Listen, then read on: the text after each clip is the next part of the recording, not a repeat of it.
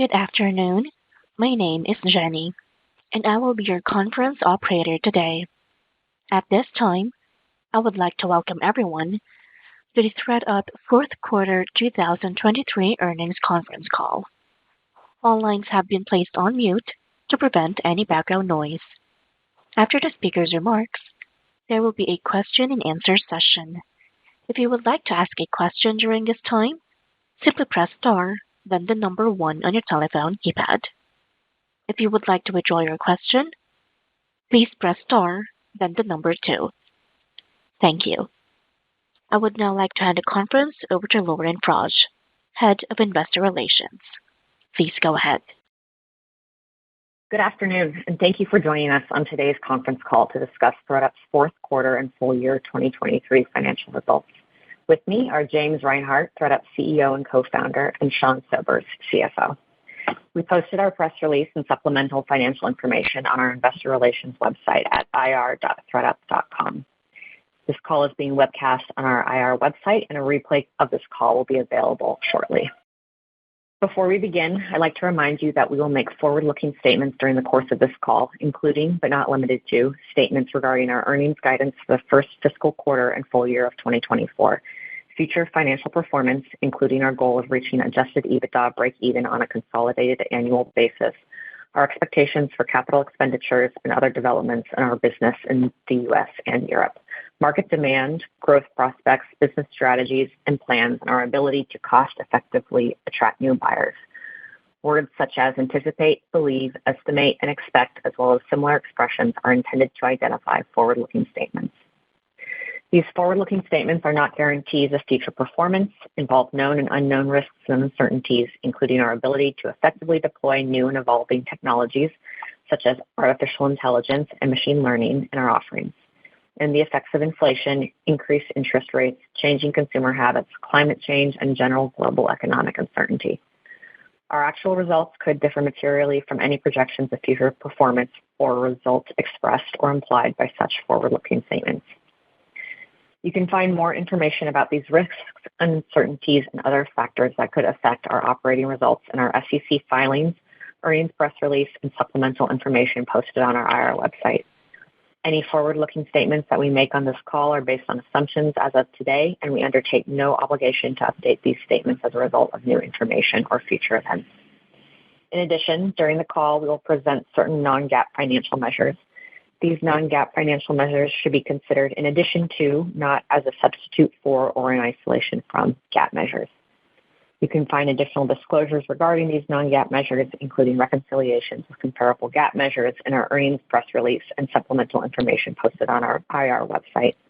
Now, I'd like to turn the call over to James Reinhart. Good afternoon, everyone. I'm James Reinhart, CEO and co-founder of ThredUp. Thank you for joining ThredUp's fourth quarter 2023 and fiscal year 2023 earnings call. As we head into a new fiscal year, we're pleased to share ThredUp's financial results and key business highlights from our fourth quarter. In addition to the financial results, we will also reflect on the progress we made in 2023, as well as provide an update on key strategic initiatives that we expect will drive growth and margin expansion in 2024. I'm particularly excited to share how we're leveraging AI across our business and how we believe we are uniquely positioned to benefit from advancements in this technology. I will then hand it over to Sean Sobers, our Chief Financial Officer, to talk through our fourth quarter 2023 and fiscal year 2023 financials in more detail. He will also provide our outlook for the first quarter of 2024 and fiscal year 2024. We'll close out today's call with a question-and-answer session. Let me start with our Q4 results. We closed out 2023 with another quarter of strong financial performance, demonstrating healthy top-line growth and bottom-line leverage. Our revenue exceeded the high end of our guidance at $81.4 million, representing a year-over-year increase of 14%. We reached 1.8 million active buyers in Q4, up 9% compared to the same quarter last year. Orders reached a record high of 1.8 million, a 17% year-over-year increase. In Q4, gross margins came in at 62%, the midpoint of our range. But note, this includes our decision to do a one-time write-off of 1.9 million of aged and unproductive inventory in Europe that we had acquired in early 2023. This action had a 230 basis point impact to our consolidated gross margins. Excluding this one-time impact, our consolidated gross margins exceeded our guidance at 64%, representing gross profit growth of 16%. The one-time write-off in Europe also impacted our adjusted EBITDA in Q4, which totaled negative $2.1 million, or minus 2.6%. Excluding the one-time inventory write-off, we're proud to deliver an adjusted EBITDA loss of just $200,000. This 790 basis point improvement over last year represents the significant progress we made toward break-even in 2023 and indicates our clear line of sight towards full-year adjusted EBITDA break-even in 2024, which Sean will talk about more in a bit. I'm particularly proud to report that despite a highly competitive Q4, the U.S. business posted expanded gross margins of 78% while generating positive adjusted EBITDA for the second consecutive quarter. Stepping back, 2023 was a very strong year for our business. Despite a challenging discretionary environment caused by compounded inflation and elevated interest rates, we delivered consolidated net revenue growth of 12%, active buyer growth of 9%, while expanding adjusted EBITDA margin 960 basis points. We're extremely pleased with how well our U.S. business continues to scale and believe that this year has demonstrated the growth and earnings opportunities of a managed resale business model. Our European business demonstrated strong growth and accelerated its transformation to becoming a leading resale marketplace in Europe. Finally, we finished the last phases of our distribution network build-out and expect minimal maintenance CapEx until at least 2026. With limited CapEx needs over the next few years, we expect our cash flows from operations to move in line with our adjusted EBITDA. Now let's turn to the year ahead. Let me start with profitability on a consolidated basis. The good news is that we are already there in the U.S., which makes up 80% of our overall business. We believe we've demonstrated the strength of our unit economics and our bottom-line discipline, having delivered positive adjusted EBITDA in the U.S. in both Q3 and Q4 of 2023. We expect that the U.S. business will continue to expand gross margins and generate positive adjusted EBITDA this year as we grow, continue to automate, and leverage our expenses. Our next task is to do this in Europe. We've nearly doubled revenue in Europe since our acquisition in 2021 and continue to progress towards positive adjusted EBITDA in that market. To give you a sense of how we evaluate our European business, we apply the Rule of 40 to the EU's gross profit growth and adjusted EBITDA rate. We believe gross profit is the best indicator of its growth when normalized for the consignment transition, and we expect that business to be well above 40 in the year ahead. I'm confident that we are on the right track, tackling the large opportunity in Europe with a proven playbook from the U.S. We expect to see continued improvement in Europe each quarter, driven by 3 core initiatives. Some of these may sound familiar if you followed us since our IPO. First, we are accelerating the transition to consignment. This process began in mid-23, and we expect Europe to be approximately 20% consignment revenue in 2024. As I've shared on previous calls, this change presents a short-term headwind to revenue due to the accounting treatment, but we believe that it will yield a business with a superior margin profile and provide us with more levers to flex margins and growth investments. Second, we are migrating our dynamic data-driven pricing system from the U.S. to Europe to improve sell-through rates. The faster items sell, the more we maximize average selling prices and minimize our aged inventory, which yields better margins. This work is already starting to pay off as we are seeing some of the fastest sell-throughs in history year to date in 2024. And third, we're introducing inventory sculpting. Using the U.S. item acceptance model as a guide, we recently implemented a similar system in the EU to determine which items are listed on our marketplace at any given time. By leveraging data science, we are segmenting inventory to better identify what types of items sell quickly and which items maximize gross profit. The goal is a marketplace with an overall assortment that's more desirable to buyers and expands Europe's gross margin profile. To summarize, the U.S. has already posted 2 consecutive quarters of positive adjusted EBITDA, and as we continue to apply U.S. strategies and tactics to Europe to improve our gross margins in that market, we expect to achieve positive consolidated adjusted EBITDA on an annual basis in 2024. Next, I'd like to share an overview of strategic initiatives that are designed to drive business growth in 2024. Let me start with the ways we're deploying artificial intelligence to improve the customer experience and reduce costs in our distribution network. First, we recently debuted an AI-powered search experience that makes it easy and intuitive to find any secondhand item on ThredUp. Our vast selection of inventory is one of our biggest assets, but it also creates challenges for buyers as they shop up to 4 million unique secondhand items at any given time. This new search functionality significantly enhances the secondhand shopping experience in our marketplace by combining visual language with personal style. By enabling buyers to curate style inspirations effortlessly, whether it's by searching for a popular item like a satin cocktail dress, or a descriptive trend or look like Sunday brunch dress, or a phrase that evokes emotion like Academy Award chic, ThredUp can help shoppers find exactly what they want. It's not only fun to use, but it also has that sense of magic to it. Sometimes you just can't believe how good the technology is at delivering relevant results. Early indicators show an increase in searches per session, a higher add-to-cart conversion of items from search, and higher click-through for individual product pages. Second, we have begun to leverage generative AI technology that will soon give customers the ability to create outfits they love using just a text description. For example, a friend is looking for an outfit to wear at a fancy luau on an upcoming trip to Hawaii. Using natural language prompts, our generative AI tool created an outfit composed of a beautiful floral crop top, a flowy white maxi skirt with a side slit, paired with highly embellished sandals. Want to create an outfit from popular magazines or style influencers or runway trends? We can now easily do that while delivering shoppable secondhand product up to 70% off what a consumer might pay new. The list of outfits that can be generated through this tool is endless and restricted only by the imagination of our buyers. We'll be weaving these style inspiration touchpoints throughout the product experience over the year ahead and look forward to sharing more soon. I want to emphasize that AI is an enormous leap forward for us in bringing emotion and storytelling to the millions of unique shopping journeys that regularly happen on ThredUp. Given the breadth of our offering and the limitation of not having on-model photography in our core product experience, we believe generative AI technology disproportionately benefits a managed marketplace like ThredUp compared to other apparel or peer-to-peer marketplaces. Now let me turn to AI in operations. We're also implementing AI across more operations in our distribution center network to enhance the customer experience and improve throughput and productivity. Once a garment has been photographed, we employ advanced AI technologies to extract a wide range of detailed characteristics of the item from its image. This capability not only enriches our inventory database, but also streamlines the categorization and processing of items. This has improved operational efficiency and the accuracy of our product listings, resulting in better search and personalization in our marketplace. We see near-term opportunities for generative AI to improve visual merchandising and add more engaging content to the shopping journey without us having to use expensive on-model photography. Eventually, you can imagine a world where AI not only supplements manual photography, but replaces it.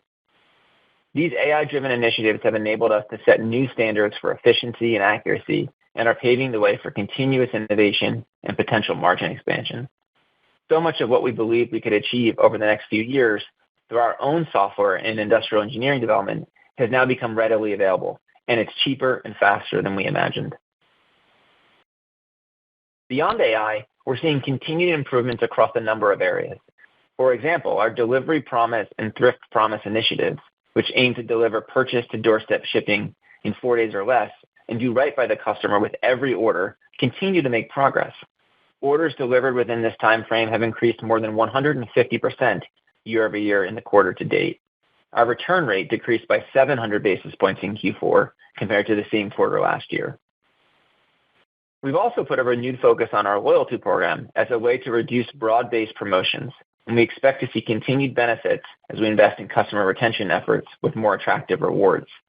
Early signals show a double-digit increase in orders with loyalty rewards, and we believe creating a fun and easy rewards loop will encourage all customers to shop like our best customers do today. Our Resale as a Service business, or RaaS, continues to provide brands and retailers with the fastest and easiest way to deliver customizable and scalable resale experiences to their customers. Across our 50-plus brand customers, we now estimate that we power 6 of the 10 largest brand resale shops online, power more than 50% of total branded resale listings that are sold online, and you can pick up a co-branded ThredUp cleanout kit in more than 800 stores nationwide. As a reminder, by leveraging ThredUp's marketplace infrastructure, RaaS amplifies our supply advantage, increases our sell-through and return on assets, drives brand awareness, and expands our long-term profitability metrics. As I often do on these calls, I'd like to take a moment to remind you of ThredUp's steadfast commitment to balancing purpose and profit.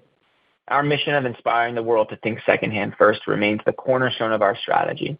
Since our founding, we've now processed more than 172 million unique pieces of clothing, keeping clothes in circulation and out of landfills while delivering incredible value to our millions of customers. At the center of every decision we make is our business and brand-aligned environmental, social, and governance strategy, which guides us and helps fuel our success. And ThredUp purpose and profits are inextricably linked.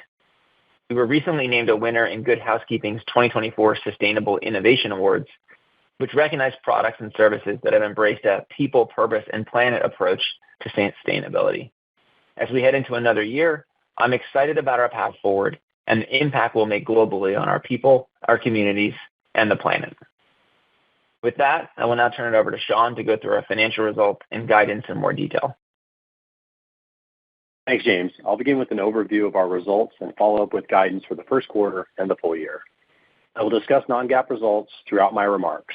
Our GAAP financials and a reconciliation between GAAP and non-GAAP are found in our earnings release, supplemental financials, and our 10-K filing. We are very proud of our Q4 results. For the fourth quarter of 2023, revenue totaled $81.4 million, an increase of 14% year-over-year. Consignment revenue grew 49% year-over-year, while product revenue shrank by 25%. We are pleased with the growth in consignment revenue, driven by the transition of our RAS clients and our European business to the consignment model. We would expect to continue to see outsized growth in consignment and declines in product revenue throughout 2024. While the transition of these businesses to consignment should be a tailwind to gross margins over time, we expect it to mute revenue growth simply due to the accounting treatment. As a reminder, consignment payouts reduce net revenue. We expect consignment revenue will be an increasingly larger part of our business throughout 2024. Own payouts are in COGS and reduce gross margin. We expect own revenue to be a smaller part of our business. As a result, we look to gross profit as the most relevant measure to evaluate the underlying growth rate of our business. We're happy to report that we accelerated our active buyer growth and achieved a record number of active buyers for the second consecutive quarter, reaching 1.8 million, up 9% year-over-year. Orders growth also accelerated to 17% year-over-year to 1.8 million. For the fourth quarter of 2023, reported gross margin was 61.9%. As we implement our resale playbook in Europe, we made the strategic decision to take a one-time $1.9 million inventory write-off in Q4, a 230 basis point impact to gross margin. We expect that clearing this inventory will enable an improved customer experience, allowing shoppers to more easily access fresh inventory while supporting a better margin profile and accelerating our shift to consignment. We believe that this action is setting up our EU business for success in the coming year. Excluding this impact, our gross margin came in at 64.2%, 110 basis points ahead of last year, while our gross profit grew by 16%. Our consolidated results exceeded our expectations, driven by U.S. gross margins of 77.5% and gross profit growth of 19%. This year-over-year expansion was a result of continued improvements in how we optimize our marketplace, including pricing, promotions, returns, payouts, and fees. For the fourth quarter of 2023, net loss was $14.6 million compared to a net loss of $19.5 million in the same quarter last year. Adjusted EBITDA loss was $2.1 million, or a negative 2.6% of revenue for the fourth quarter of 2023. Excluding the inventory write-off, adjusted EBITDA loss was just $200,000. We reduced our adjusted EBITDA loss in Q4 by more than half versus last year, representing an approximate 560 basis point improvement as we tightly managed expenses and leveraged our investment on higher revenue. To this point, we are proud to report that our hard work drove a 14% year-over-year revenue increase on just a 6% increase in operating expenses, illustrating the powerful leverage of our marketplace model. Turning to the balance sheet, we began the fourth quarter with $80.2 million in cash and marketable securities and ended the quarter with $69.6 million. We used $10.6 million in cash in Q4. While we continued to spend maintenance levels of CapEx of just $2.2 million, the step-up in our cash usage was largely due to seasonal timing within our accounts payable. As a reminder, in Q4 of last year, we used $19.6 million in cash, illustrating the enormous progress we've made over the last 4 quarters In 2024, we expect cash flow usage to significantly decline versus 2023. In 2023, we are proud to have reduced our consolidated adjusted EBITDA loss in every quarter, achieved quarterly positive adjusted EBITDA in our U.S. business, and continue to spend only maintenance levels of CapEx. We believe we will reach break-even on a consolidated annual basis in 2024 as we scale the U.S. and improve Europe's margin profile. As we look to 2024, please keep in mind the following. First, though our customer continues to feel the pressure of compounded inflation and higher interest rates, we are implementing a number of tactics to improve the customer experience, as James described. As our strategic initiatives roll out in both the U.S. and Europe, we expect our revenue to improve sequentially throughout the year, weighted towards the second half. As a reminder, also consider that we spend more marketing dollars as a percentage of revenue in the first half of the year to drive buyers, whose multiple annual purchases tend to yield revenue in the second half. Second, gross margin improvement will be primarily driven by our ongoing work in the U.S. and Europe's transition to consignment. Though the consignment transition will mute revenue growth due to the accounting treatment, consignment revenue will drive gross profit and margin improvement over time. We would expect gross margins to be better in the second half than in the first half as the transition progresses. In 2023, 66% of our consolidated revenues came from consignment, and we expect to see that percentage increase to approximately 80% in 2024. Third, we continue to expect maintenance levels of CapEx of approximately $2 million per quarter until 2026, which provides us a high level of confidence that we can fund the business with our existing cash until we reach cash flow positive. We want to reiterate that we do not anticipate our cash and marketable securities falling below $50 million before reaching free cash flow positive, nor do we expect to turn to the capital markets or draw down our existing debt before then. With all of that in mind, for the first quarter, we expect revenue in the range of $79 to $81 million, gross margin in the range of 68.5% to 70.5% of revenue. At the midpoint, this represents gross profit dollar growth of 9% year over year, adjusted EBITDA loss of 3% to 1% of revenue, and basic weighted average shares outstanding of approximately 110 million shares. For the full year of 2024, we now expect revenue in the range of approximately $340 to $350 million, gross margin in the range of approximately 69.5% to 71.5% of revenue. At the midpoint, this represents a gross profit dollar growth of 14% year over year. Positive adjusted EBITDA of 0.5% to 1.5% of revenue, and basic weighted average shares outstanding of approximately 114 million shares. In closing, we are extremely proud of the progress we have made towards growth and profitability goals in 2023 and look forward to delivering steady growth and continued leverage in 2024 as we achieve positive adjusted EBITDA on a consolidated basis. James and I are now ready for your questions. Operator, please open the line. Thank you. Ladies and gentlemen, we will now begin the question and answer session. Should you have a question, please press the star followed by the 1 on your touchtone phone. You will hear a 3-tone prompt acknowledging your request. Questions will be taken in the order received. Should you wish to cancel your request, please press the star followed by the 2. If you're using a speakerphone, please lift the handset before pressing any keys. One moment, please, for your first question.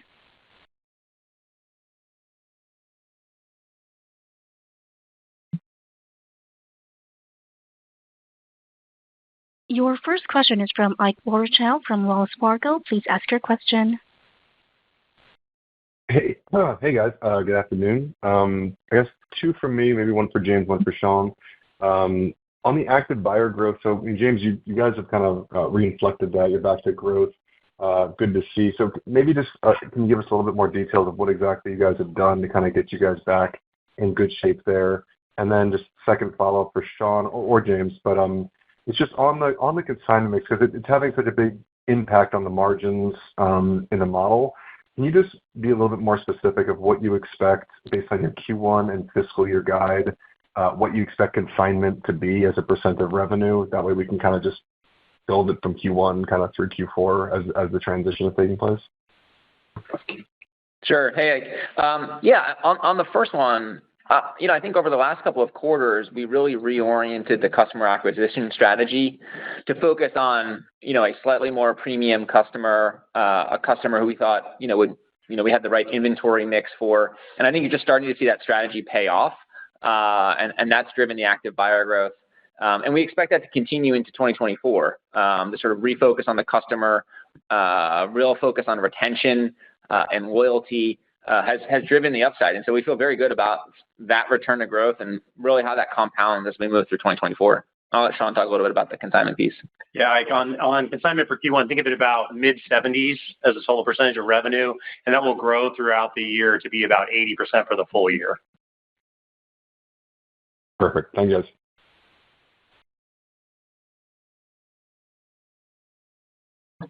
Thank you. Your next question is from Anna Andreeva from Needham & Company. Please ask your question. Great. Thanks so much. Thanks for taking our question.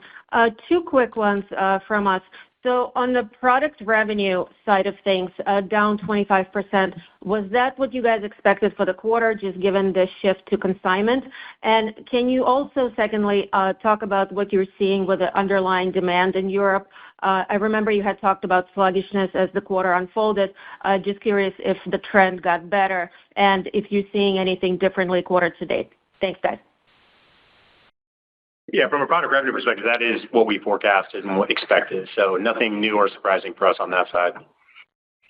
Yeah, on the demand side, Anna, I mean, I think, inflation in the areas that we serve in Europe has, it's been elevated relative to the U.S., and so that's definitely affected the demand curve. But, I think we've seen better year-to-date results. Certainly some of the work that we're doing on the product mix, consignment mix in Europe is helping.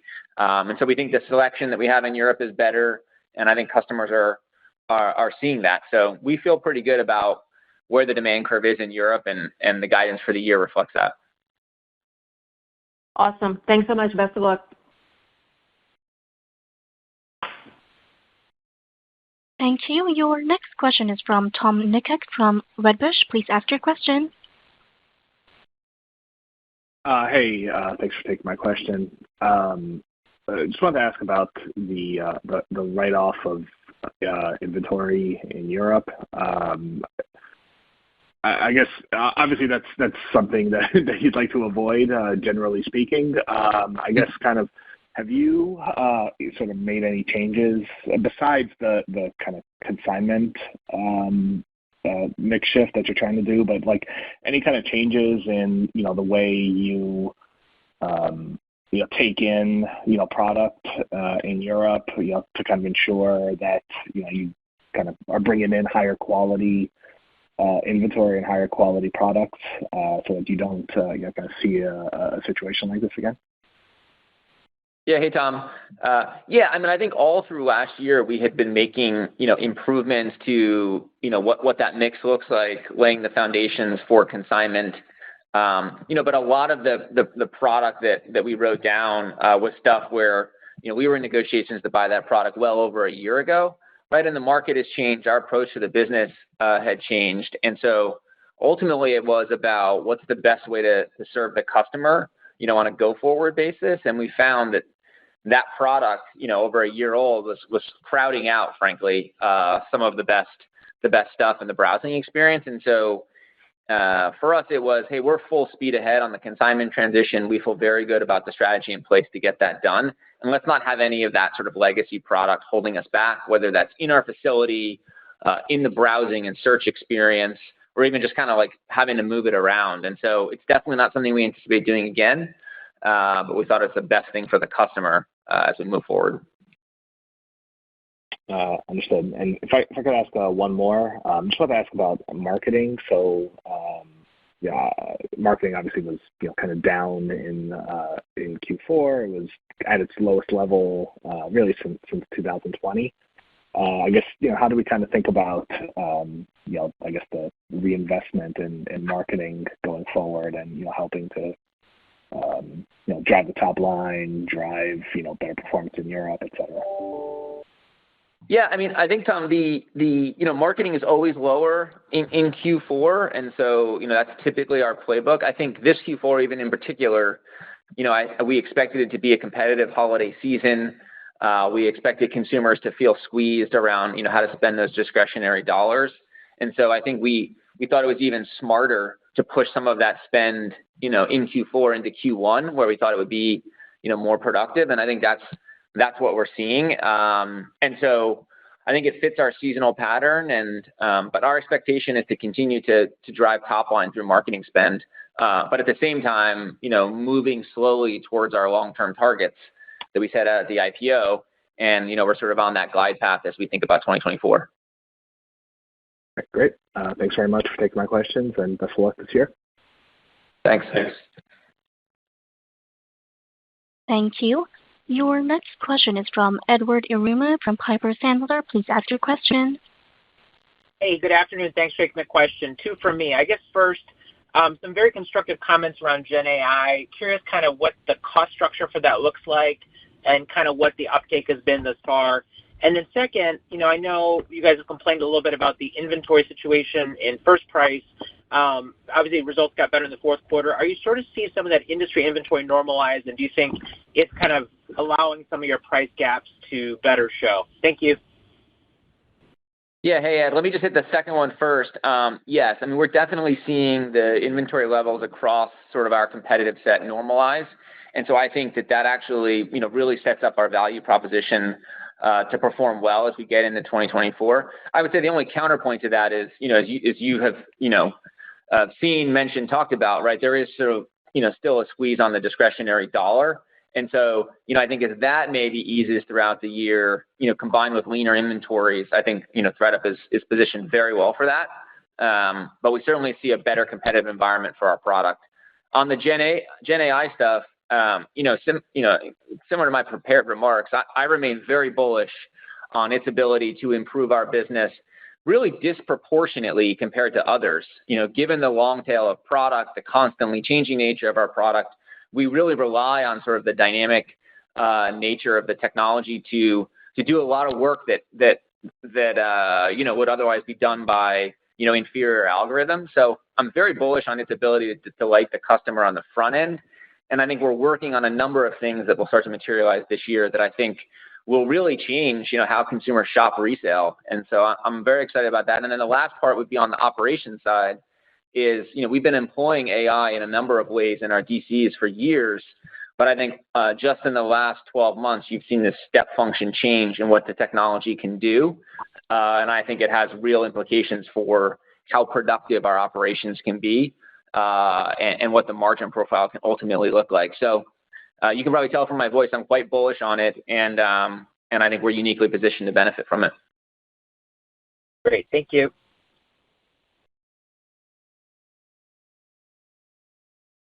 Thank you. Your next question is from Alexandra Steiger from Goldman Sachs. Please ask your question. Great, thank you so much. So we had a number of e-commerce consumer companies, calling out a very weak January this year. So I'm just wondering, what are you seeing among your customer base that would give you confidence in your Q1 guidance? If you can comment a little bit on the month-over-month dynamics you're seeing in your business. And then one follow-up question just on the business initiatives that leverage AI. Can you maybe talk about the contribution or the growth contribution you expect for this year versus your assumption around a potential recovery in the broader consumer spending environment? Thank you. Yeah. Hey, Alexandra. I don't think we are expecting AI to drive anything, sort of in an outsized way in the results, nor do we expect some big inflection, later in the year on the consumer environment. I think our guidance reflects our best estimates of, how the business is going to perform this year. I will say that AI is we've finally rolled out the new search and some of the work just in the last, week or two. And so we're only starting to see the benefits of the entire customer experience using it. And so, I think as we get better information, we'll sort of update those numbers.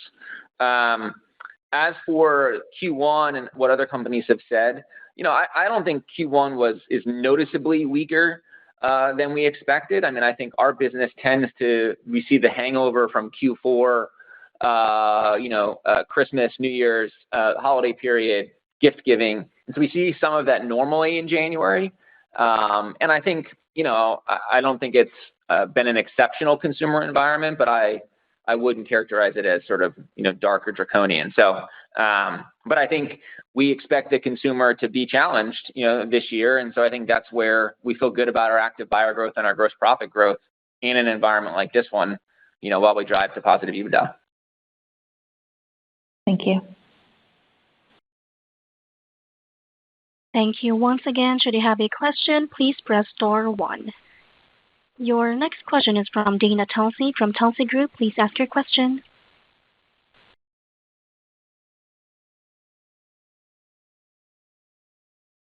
Hello, Dana. Your line is now open. Hi. Sorry. Hi, everyone. As you in the fourth quarter, and as you're thinking about 2024, how are you thinking about spending behavior by buyer cohort or buyer demographics and what you're seeing there? And then also, as you're thinking about the promotional environment, has the promotional environment or the competitive environment changed lately? Thank you. Hey, Dana.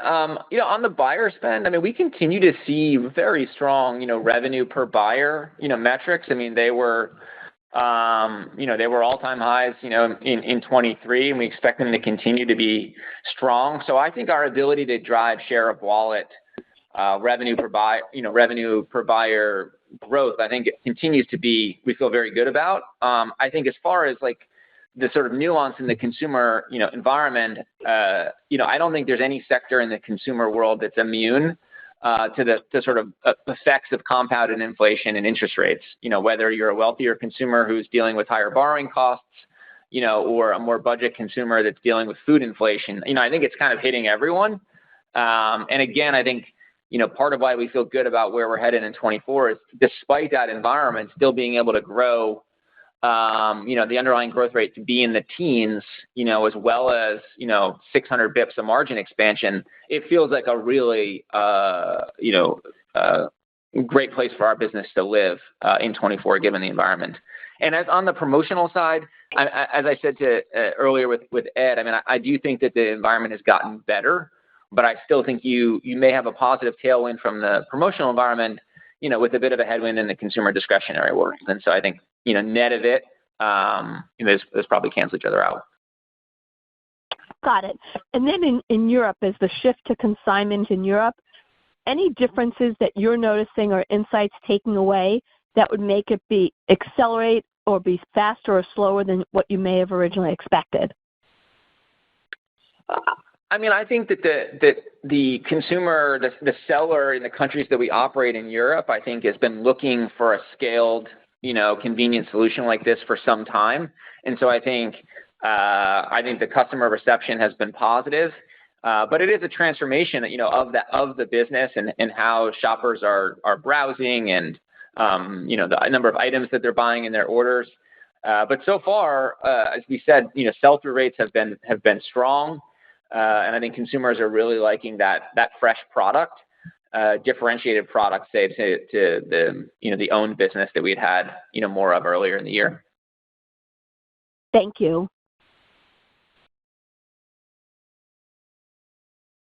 Thank you. There are no further questions at this time. I will now hand the call back to James Reinhart for the closing remarks. Well, thank you everyone for joining us for our earnings call and guidance for the year. Very excited about the year ahead. Incredibly proud of the work in 2023 that we did to drive growth and expand margins, and we expect more of the same as we head into 2024. So we'll see you next time. Thanks. Thank you. Ladies and gentlemen, the conference has now ended. Thank you all for joining. You may all disconnect.